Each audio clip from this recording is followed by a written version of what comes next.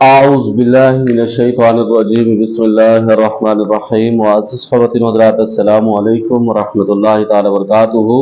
उम्मीद करता हूँ आप सब हज़रात खैरियत से होंगे। अल्लाह करीम हम सब की हिफाजत फरमाए। अल्लाह रब्बुल इज़्ज़त तमाम उम्मत मुस्लिमों का आपस मोहब्बत और इत्तेफाक के साथ ज़िंदगी गुजारने की तौफीक नसीब फरमाए।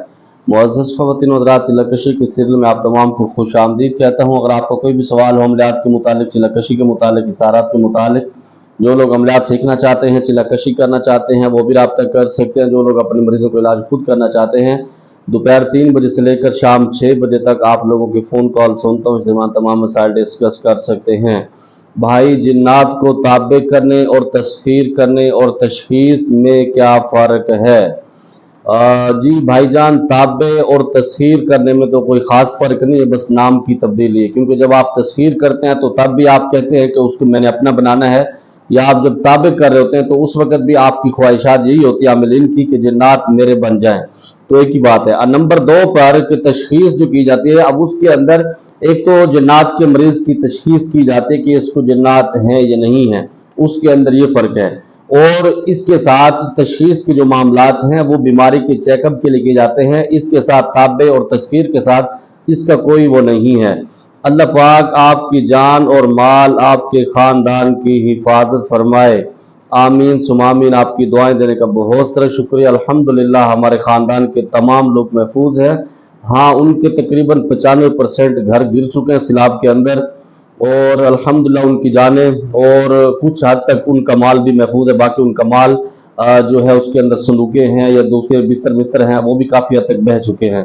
तो बहरहाल ये अल्लाह रब्बुल इज़्ज़त की तरफ से आजमाइश है। इंशाअल्लाह अल्लाह रब्बुल इज़्ज़त की बारगाह से हम मुकम्मल पुर यकीन हैं, अल्लाह रब्बुल इज़्ज़त इंशाअल्लाह इससे बेहतर इसका मुतबादल हमें देगा इंशाअल्लाह, हमारे ख़ानदान को और बल्कि पूरे पाकिस्तान में। अस्सलामु अलैकुम वरहमतुल्लाहि वबरकातुहू। शाह जी, क्या हाल है आपका? मेरा नाम कबीर है, सियालकोट से। आप कब मुल्तान आना है, प्लीज़ बता दीजिए। वालेकुम सलाम वरहमतुल्लाहि वबरकातुहू।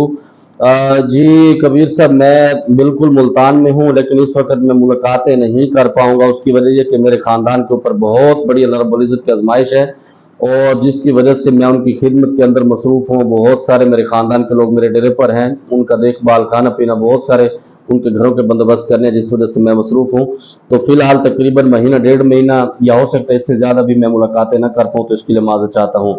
उस्ताद जी, अगर कोई 2 छोटी सूरतों का चिल्ला एक साथ करे तो चिल्ला ख़त्म होने पर दोनों सूरतों को मुवक्किलीन एक साथ आते हैं या इनमें से एक आता है? अगर दोनों आते हैं तो दोनों से एक जैसा मुआहदा लें या अलग अलग? पहली बात तो ये है कि दोनों चिल्ले कभी भी आप इकट्ठे ना करें। अगर आप पुराने आमिलीन हैं तो तब तो गुंजाइश है, अगर आप नए हैं तो बिल्कुल भी आप न करें, वरना इसके अंदर आप उलझ कर रह जाएंगे। अब नंबर 2 पर जब उनका एग्रीमेंट होता है तो उस वक्त उसकी चीज़ें मुख्तलिफ होती हैं। अगर तो पुराना आमिल है वो इस चीज़ों को समझ जाएगा, जो नया है बिल्कुल वो तो अपनी तबाही करा के बैठ जाएगा। अब इसके अंदर जो मुआहदों की बात है वो भी अलग अलग भी हो सकते हैं, एक जैसे भी हो सकते हैं। ये आमिल के ऊपर, उसके उस्ताद के ऊपर डिपेंड करता है कि वो उसको गाइड कैसे करता है, जिसकी वजह से वो ऐसी गुफ्तगू कैसे कर सकता है। जिन्नात के मरीजों को अतर लगाने से क्यों मना किया जाता है? दरअसल बात यह है कि ये जो परहेज होता है, ये आमिल जो होता है या मुआलिज होता है उसको करना चाहिए।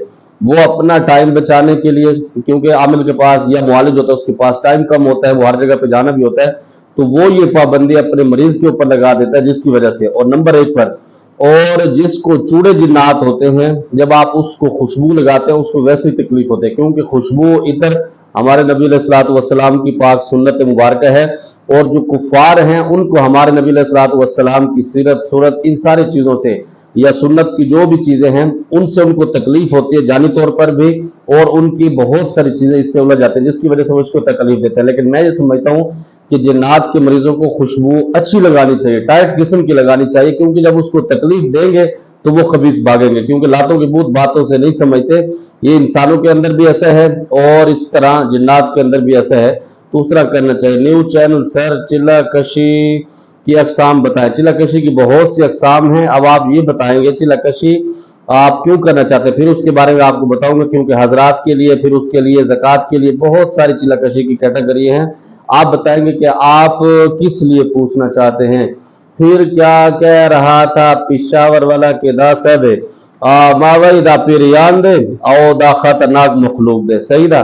ये मैंने जो एक वीडियो बनाई थी उसमें मैंने कहा था कि एक आलिम साहब थे वो जिन्नात को नहीं मानते थे, तो ये मेरे ख्याल में इसलिए पूछ रहे हैं कि वो पेशावर वाला मरीज जो बच्ची थी उसके अब्बा क्या कहते थे। फिर मैंने उसको बताया था कि दा पिरियान डेर खतरनाक दे और पिरियान डेर घट दे। सही है जी।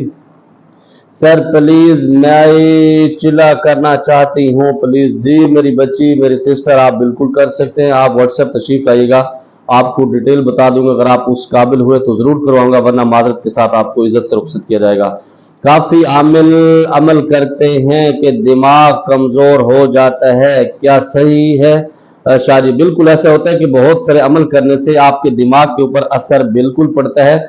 उसके लिए बेहतर यही है कि आप अच्छी खुराक खाएं और अच्छी खुराक के साथ फिर आप अच्छी तरीके से अपनी नमाजों का ख्याल रखें, बावजू रहें। और खास तौर पर जब आप चिल्ला कशी कर रहे हो उस वक्त आप कोशिश करके घी वाली चीजें ना खाएं, आप उसके अंदर ड्राई फ्रूट ज्यादा इस्तेमाल करें, खजूरें ज्यादा इस्तेमाल करेंगे तो इंशाअल्लाह ताला आपका दिमाग भी सेट रहेगा और दिमाग की कमजोरी भी नहीं होगी और किसी किस्म का नुकसान भी नहीं होगा। बहुत सारे लोग क्या करते हैं, जब चिल्लाकशी कर रहे होते हैं उसके साथ बहुत सारी बाजारी चीजें खाना शुरू कर देते हैं, जिसकी वजह से उनका मैदा भी खराब होता है, उनका हाजमा भी खराब होता है, बहुत सारी चीजें और बुरा जाती हैं, क्योंकि दोनों चीजें एक साथ नहीं चल सकती। रूहानियत पर अगर आप आएंगे तो फिर आपको बाजार की ये सारी चीजें छोड़ी जाएंगी, जिसके अंदर जैसे समोसा पकौड़ा ये जो चीजें आजकल हैं फास्ट फूड है, ये बिल्कुल नुकसानदेह है। बल्कि मैं एक हदीस पाक पढ़ रहा था कि जो बंदा बाजार के ज्यादा खाने खाता है उसके अंदर रूहानियत खत्म हो जाती है।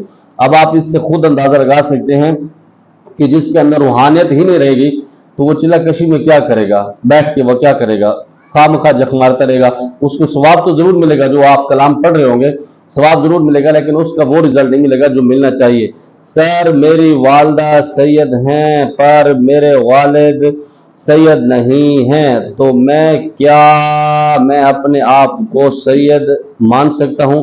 इसके अंदर अच्छा जो हदीस पाक से साबित है ना वो ये है कि जो लड़ी है या जो आल है वो बाप के नाम से चलती है। जो आपका बाप का खानदान है, क्योंकि आप उसके जो कतरा होता है उससे पैदा होते हैं, ठीक है, वो आपके बाप का। अब हजरत अली रजी अल्लाह तआला अन्हु के लिए खास ये था कि उनकी औलादें कुछ ऐसी थी कि जो आवान हैं और अपने आप को वो सैयद की जुमरे में आती है। मतलब उनके मामला हजरत अली रजी अल्लाह तआला अन्हु बजाते खुद सादात हैं, लेकिन उसके अंदर उनकी कुछ बीवियों की वजह से उनकी औलाद अपने आप को सैयद नहीं कहते लेकिन आवान कहती है, लेकिन उनका मकाम उस तरह से है। अब जो शाख चलती है वो बाप के नाम से चलती है, माँ के नाम से नहीं चलती। बाकी आप बरकत के लिए अपने आप को वैसे भी शाह कहते रहते हैं तो उससे कोई हर्ज नहीं पड़ता। बाकी आप यही होता है कि रौब बिठाने के लिए अगर आप कहें कि हम सैयद हैं तो मेरे ख्याल में नहीं कहना चाहिए। बल्कि यहाँ पर मुझे एक लतीफा छोटा सा याद आ गया, वो आपको बता देता हूँ। एक मिरासन थी नाचने वाली, तो वो किसी सैयद से उसने शादी कर ली। अब जब शादी की तो अगली दफा मतलब थोड़े दिन के बाद रमजान मुबारक शुरू हुआ। अब रमजान जो था वो जून जुलाई के महीनों में इस तरह की जो गर्मी होती है ना इस तरह करके वो आ गया। तो अब दोपहर तक तो उसने बर्दाश्त किया, क्योंकि वो मिरासन थी, रोजे नहीं रखती थी बेचारी। तो जब जोर की नमाज का वक्त हो तो उसकी इंतहा खत्म हो गया। वो छत के ऊपर चढ़ी जो चुबारा था तो कहती या अल्लाह ये तो हमारा हाल है, हमारी उम्मत का क्या बनेगा। पीछे से वो जो शाह साहब थे सैयद बादशाह, उन्होंने पीछे से उसको थप्पड़ मारा। वो बेगैरत, उम्मत तो हमारी है, हम सैयद हैं, हमारे नबी अलैहिस्सलातु वस्सलाम की जो औलाद है या जो उम्मत है वो तो हम उसमें फख्र कर सकते हैं। आप कैसे कह सकते हो मेरी उम्मत, आप तो मिरासन हो। तो इस तरह ना करें। बाकी आप अपने आप को छुपा के रखें तो बेहतर है। बहुत सारे लोग अपने आप को वावेला करते हैं, मैं खुद अपने आप को छुपाता हूं, मैं कहता हूं बस अजा फकीर ही हम सही था और बस हम फकीर हैं, इसके अंदर अपने खानदान को ज्यादा वो नहीं है, बस आप खामोश रहें तो बेहतर है। भाई बिल्कुल आपने ठीक कहा है, चिल्ले का शौक ना समझिए कि उम्र में ही होता है ज्यादा, जब फिर इनको समझ आती है तो फिर इंसान कहता है कि सब बकवास दे, फिर इंसान कहता है कि मैं बस अपने रब को याद रखूं। बिल्कुल ऐसा है, क्योंकि मैं ही कहता हूं कि आजकल जो हमारा सिस्टम चल रहा है खासतौर पर पाकिस्तान और हिंदुस्तान इन इलाकों में या और भी बहुत सी जगह पर लोग चिल्लाकशी क्यों करते हैं? वो इसलिए करते हैं कि जब अपनी महबूबा उनसे दूर हो जाती है तो उसको पटाने के लिए, उनसे निकाह करने के लिए, शादी करने इश्क मशूकी के लिए करते हैं, या फिर ऐसे करते हैं कि हम जिस गली से गुजरे लोग हमें कहें कि बस इसके ऊपर रौब ज्यादा है, और वो ये समझते हैं यार ये सारी चीजें चिल्लाकशी से आती है। चिल्लाकशी से ये चीजें नहीं आती। यकीन मानिएगा जब आप अल्लाह की बारगाह के अंदर झुक जाते हैं, खुदा की कसम आप जिस गली मोहल्ले से गुजरते हैं लोग आपकी इज्जत करते हैं। तो जब आप पुराने होते हैं, क्योंकि जब कीड़ा निकल जाता है, कीड़ा मर जाता है, तो फिर आप कहते हैं कि बस अल्लाह को राजी कर लो اور عملیات کے اندر آپ اللہ رب العزت کو صحیح طریقے سے راضی نہیں کر سکتے، یہ میرا چیلنج ہے۔ ہاں ایک شرط پہ کر سکتے ہیں، اگر عملیات کے ساتھ فقیری ہے، آپ کا مرشد کامل ہے تو تب، اگر خدا نے خواستہ آپ جوانی کے اندر کسی ایسے عامل کہتے چڑھ گئے جو شیطان کی پوجا کر رہا ہے، کروا رہا ہے یا خود کرتا ہے، تو پھر آپ کفر کے اندر آپ کو کوئی روک نہیں سکتا۔ اس لیے بہتر یہ ہے کہ آپ اپنے دوستوں کا اچھا انتخاب کریں، اچھے دوستوں کے ساتھ بیٹھیں گے تو انشاءاللہ تعالی یہ معاملات نہیں ہوں گے۔ اور دوسرے